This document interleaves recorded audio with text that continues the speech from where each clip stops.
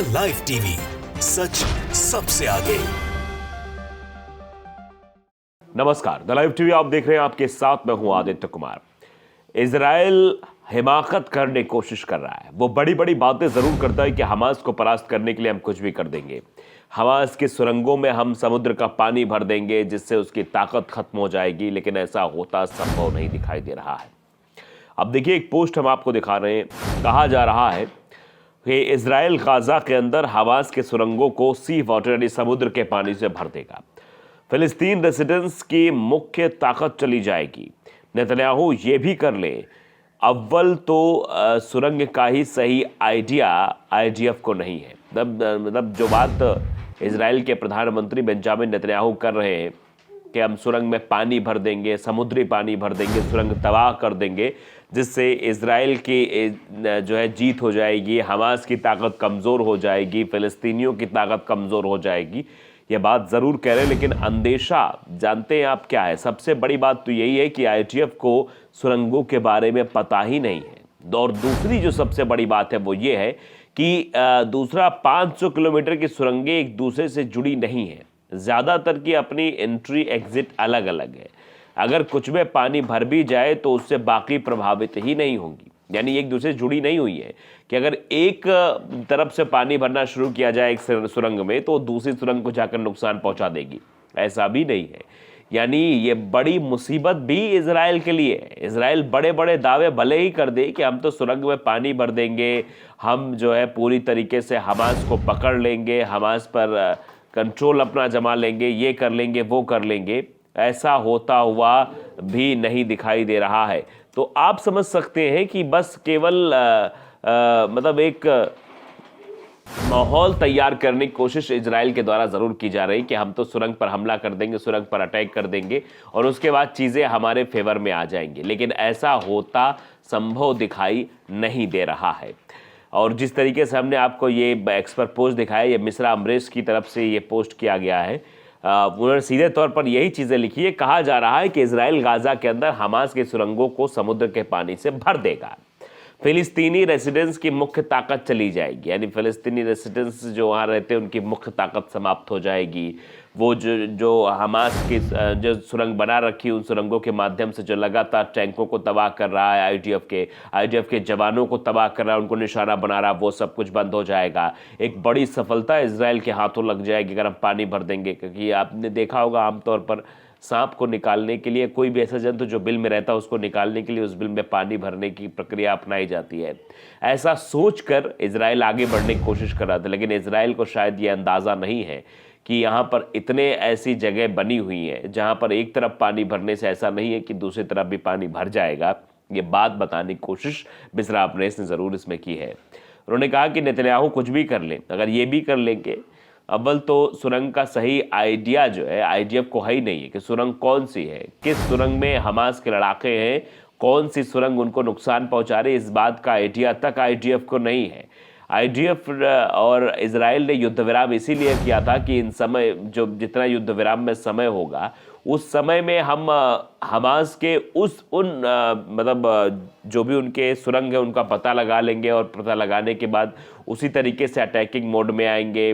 लेकिन वो समय तो बीत गया, लेकिन पता लगाने में ये लोग असफल रहे और शायद यही वजह है कि आने वाले समय में ये मुसीबतें इनके सामने और खड़ी होने वाली है। अब देखिए, इस युद्ध के क्या क्या जो है साइड इफेक्ट भी दिख रहे हैं। बताया जा रहा है कि हमास इजराइल युद्ध के चलते मिस्र के दक्षिण सिनाई में प्रभावित हुआ पर्यटन पूरी तरीके से इसके वजह से प्रभावित हो गया है। एक आर्टिकल है, वो मैं इसलिए बताना चाहता हूँ कि इसके साइड इफेक्ट क्या कुछ हो रहे हैं, ये भी जानना समझना जरूरी है। इजराइल हमास युद्ध की शुरुआत के बाद से हिंसा फैलने की चिंताओं के चलते लगभग 20% आगंतुकों ने मिस्र के सबसे लोकप्रिय पर्यटन स्थलों में से एक दक्षिण सिनाई प्रांत में अपना आरक्षण रद्द कर दिया। यानी जो लोगों ने बुकिंग करा रखी थी वो बिल्कुल रद्द कर दी है। दक्षिण सिनाई प्रांत में पर्यटन और पुरावेषण मंत्रालय के कार्यालयों के पर्यवेक्षक हुसैन मोहम्मद ने कहा कि गाजा पट्टी में इजराइल हमास संघर्ष जो 7 अक्टूबर को शुरू हुआ, इसकी वजह से मिस्र में पर्यटन काफ़ी प्रभावित हुआ है, यानी प्रभाव पड़ा है इस पर। खासकर ताबा, दाहाब और शर्म अल शेख शहर के दक्षिण सिनाई शहरों में। समाचार एजेंसी सिन्वा ने मोहम्मद के हवाले से कहा कि यह प्रांत जो मिस्र की कुल पर्यटन बुकिंग का 32% हिस्सा है, इजरायलियों के लिए एक लोकप्रिय पर्यटन स्थल हुआ करता था। लेकिन जब से संघर्ष शुरू हुआ, इजरायल के क्षेत्र के लिए सभी उड़ानें फिलहाल रुक गई है। अधिकारी ने कहा कि एक बार जब मिस्र एक सुरक्षित पर्यटन स्थल के रूप में अपनी प्रतिष्ठा बहाल कर लेता है, तो यूरोपीय रद्दीकरण कम हो जाता है। उन्होंने कहा कि मिस्र खाड़ी देशों में उन पर्यटकों को लुभाना चाहता है जो तुर्की में अपनी छुट्टियां बिताना पसंद करते हैं। पड़ोसी इजरायली शहर एलाट के साथ मिस्र की व्यस्त सीमा पर स्थित शहर ताबा के एक होटल में के प्रबंधक अब्दुल्ला बस्तावी ने कहा कि युद्ध से पहले उनकी अधिभोग दर में इजरायली पर्यटकों की संख्या 70% थी, लेकिन उग्र प्रदर्शन और संघर्ष के बाद इजरायली सहित कई आरक्षण कई बुकिंग्स रद्द हो गई है। पर्यटन उद्योग मिस्र के लिए विदेशी मुद्रा का एक प्रमुख स्रोत है, जो फिलहाल खत्म होता हुआ नजर आ रहा है। 5 अक्टूबर को मिस्र के सेंट्रल बैंक द्वारा जारी आंकड़ों के अनुसार अगर बात की जाए तो जून में समाप्त होने वाले वित्तीय वर्ष 2022 से 23 में देश का पर्यटन राजस्व $13.6 बिलियन के रिकॉर्ड उच्च स्तर पर पहुंच गया, जो पिछले वर्ष के $10.7 बिलियन से लगभग 27% अधिक है।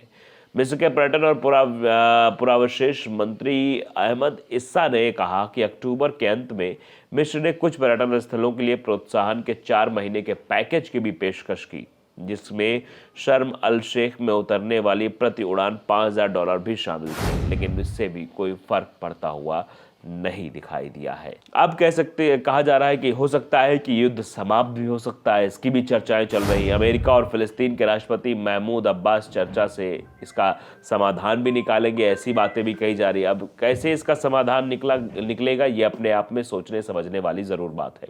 अमेरिका के राष्ट्रीय सुरक्षा सलाहकार जेक सुलिवन शुक्रवार को इजरायल हमास युद्ध को लेकर फिलिस्तीन के राष्ट्रपति महमूद अब्बास से मुलाकात करेंगे।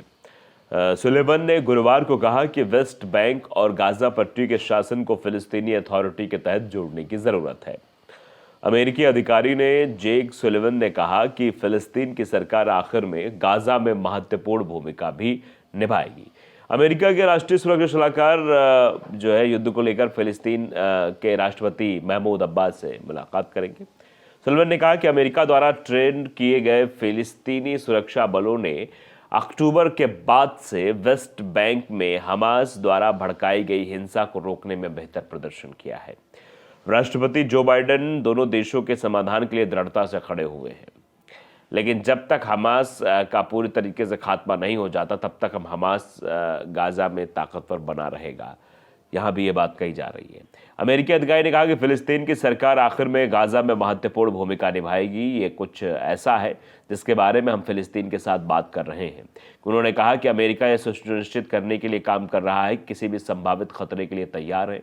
इजराइल को सुरक्षा का अधिकार है। इजराइल को हमास का खतरा मिटाने का अधिकार है। इजराइल हमास के बीच पिछले 7 अक्टूबर से युद्ध जारी है।